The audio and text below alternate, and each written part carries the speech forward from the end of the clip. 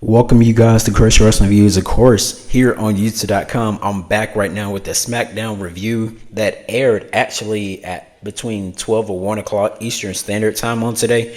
And so I just want to go ahead and get the review out of the way, but I will be rewatching Smackdown as well. So I'm recording this video, you guys, at 6:42 p.m. Eastern Standard Time.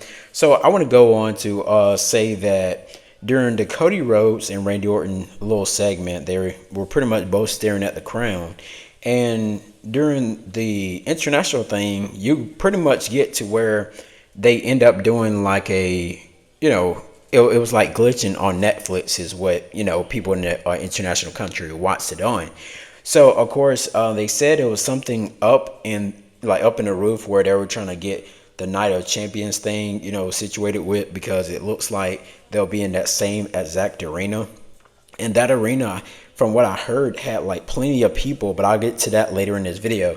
Now, with that being said, you guys, we did hear that Michael Cole, apologized about the broadcast. I think it was like 40 minutes they were down and they was trying to get everything back up. I was like, ooh wee. But anyways, you guys, with that being said, they go back to the little, interruption again on Netflix and saying, sorry for the delay. I was like, goodness. So hopefully we don't get this on SmackDown tonight when I do watch it at 8 o'clock Eastern Time, my time, which is about an hour and 14 minutes away. So, of course, the Street Profits did go one-on-one with Joe Gacy and Dexter Lumis of the Wyatt Six. So that match pretty much ended up getting thrown out because all the other tag teams like DIY, Motor City Machine Guns, Los Garjas ended up coming out there and, end up interrupting the match. And the referee, of course, goes to ring the bell. And with that being said, you guys, we pretty much did see like a pretty good match, with these two. And, but yeah, everybody start hitting like different maneuvers and everything like that. And I was like, oh man. And then, I think that was, who was that? I can't remember who it was, but they end up getting hit with the with the Sister Abigail by Uncle Howdy, and you can see Montez Ford flip from that one corner all the way to the other corner. And this man, when he hits those flips, he hits them real hard, and I know the impact on that. So you guys, the new Uncle Howdy mask actually looks incredible, because the new Uncle Howdy mask, you can definitely tell it fits like his face, it fits like the character and everything that Bo Dallas, aka Bo Dallas, is playing with the Uncle Howdy thing. We did get like this part right here where Montez Ford and Dexter Lumis were like doing that little stair crawling thing at each other, and I was like, oh wow, that is pretty awesome there. Now we know Dexter Lumis always did this when he was in TNA. At one point, he was like Samuel, or Impact Wrestling, when he was Samuel Shaw. But of course, you guys, they did bring like a weird looking chair to the entrance ramp as well. They didn't have like the regular wooden rocking chair. Now, there was a similarity I put out here, you guys. Just want you guys to see, because Bo Dallas's, Uncle Howdy's jacket was the same one that Bray was supposed to wear with the new reinvention of the Fiend. Now, of course, Alexa Bliss and Charlotte Flair were backstage and said, we don't have to be friends or anything like that. So it looks like they're going in like the tag division kind of like thing there. So I think that's just where it's going to build them up for Evolution, because they definitely got to find some team. I don't know if they're going to relinquish the tag titles or how they're going to do it. But yeah, the first match of the night was JC Mateo versus Jimmy Uso. So the match here was pretty cool. Yeah, we knew some shenanigans was going to go on after the match, because the JC Mateo did win, and Jacob ended up coming out there to stop Solo, because JC Mateo and Solo Sikoa was about to come out there and demolish Jimmy Uso. I don't know what kind of direction they got him going in, but it is definitely crazy right now.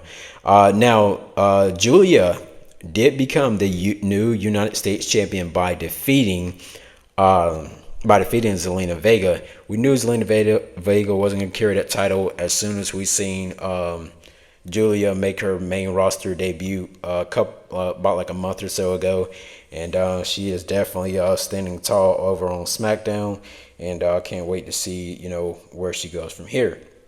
Now, of course, Zelina Vega, there was a spot someone put out online, and it looks like Zelina was getting like they were doing like a superplex, and looks like Julia actually slipped, and but yeah, they landed perfectly, and Julia became the new women's United States champion. Now, of course, Jade Cargill and Asuka will be facing each other tomorrow afternoon Eastern time, which is my time at 1. But they were just pretty much talking about how they were going to win, so on and so forth. And then, of course, Naomi Miss Money in the Bank would come out there, and and actually, what happened there, we ended up getting where Asuka was shoved by Jade Cargill, and Asuka wasn't having it, so she gave her a couple of beats, and then just laid her out, and she was doing like nobody ready for Asuka kind of like ordeal. And then that's where more than likely we may just get Jade Cargill winning on tomorrow, because it makes sense. And just imagine if Naomi actually cashes in on Jade Cargill, probably like we say SummerSlam, but we'll see. Of course, Michael Cole and Wade Barrett did announce that WWE will be going 2 hours next week on Friday Night SmackDown. I hear a lot of people don't like this. They didn't like the 3 hour. They didn't like the 2 hour. But yeah, so we did see a backstage segment between the two general managers and peers and Nick Aldis, talking overall about the women's tag team championships and what they should do. And so with that being said, you guys, how they're gonna project this match? Are they gonna do like a gauntlet thing or something like that? But we'll see later down the line. Now, we did get where Rey Fenix was chosen by Andrade to be his tag team partner against DIY earlier in the show. And so the match here was actually, I'm not even gonna lie, this match was actually pretty good, you guys, to say the least. Now, of course, here we did get where Andrade was trying to get in there, and DIY was just pretty much pummeling Rey Fenix. I was like, man, I haven't seen Rey Fenix in like 2 to 3 weeks, but it was actually great to see him on Friday night. See him on SmackDown, of course, and so the match was pretty cool, where Andrade actually got the win. Now, there was a sign I seen online as well. I had to snap this real quick, where the people inside, they said haters said cancel Riyadh and all that or whatever. But then again, us over here in the U.S., we try to make sure of precautions and stuff like that, not hating on them or anything like that. So, of course, Aleister Black was back there talking to R-Truth. Well, not R-Truth. He was talking to Nick Aldis, but R-Truth interrupted him again, just as he did last week, because we got where R-Truth, is like pretty much, being like the lunatic overall. And of course, Aleister Black would appear up in the ring and pretty much give him the Black Mass kick. So I think this is where we will definitely start up a feud between R-Truth. He called himself Ron Killings, but WWE still calls him R-Truth. So, of course, I would like to see where this goes and everything. And then, of course, later in the show, we did get like a segment where Aleister Black is pretty much going to fight probably R-Truth next week on Friday Night SmackDown. So, anyways, you guys, Nia Jax did have her match for the the SmackDown Women's Championship. And this is where she got put through both tables right after Naomi came out with the briefcase, and Tiffany Stratton ended up hitting Nia Jax and made her fall through both tables. Now, these is just some other highlights before Nia Jax got put through the table. It was the last woman standing match, and it was actually pretty cool, I have to say the least, you guys. This is when Naomi come running down. We knew she wasn't going to cash in, not at Saturday night's main event. I would say they'll save that more so for like SummerSlam, something big, something where people are gonna break their necks and everything like that, and they can set up something with her and Jade Cargill more so when Jade Cargill actually wins. Now, with that being said, you guys, the referee face was just priceless in this when Naomi came in the match and Tiffany Stratton stopped her, and it was just getting real crazy. John Cena, his last time, you guys, in a Saudi Arabia arena. Now, of course, it gets real interesting, you guys. It gets real interesting here.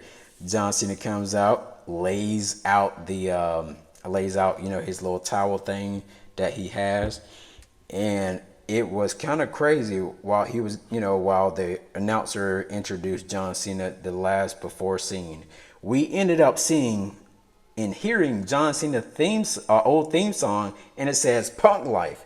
CM Punk comes out there dressed like John Cena, and I wasn't expecting that. I just thought he was gonna play the music. So it was like a Punkonomics.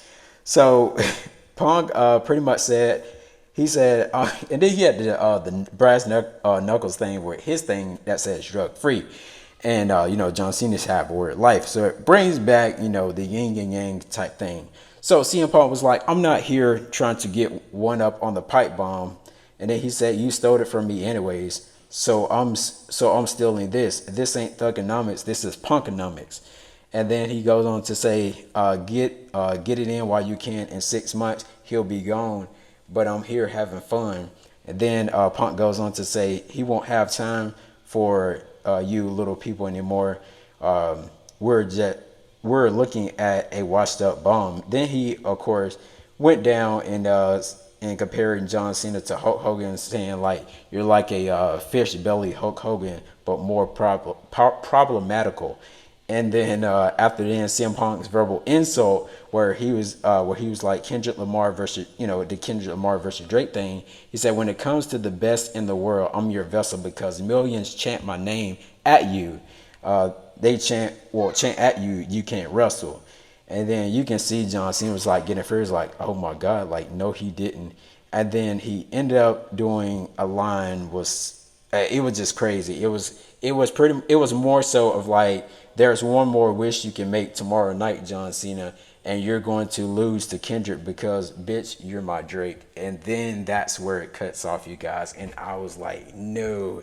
So I'm definitely going to rewatch Friday Night SmackDown, you guys, here in about an hour and 10 minutes, my time. So until next time, you guys, Chris Wrestling View is out. And if you want to follow me on TikTok to watch as well, it's Chris with a KKHRIS 944. Till next time, you guys, I'll see you guys in the next video. Peace.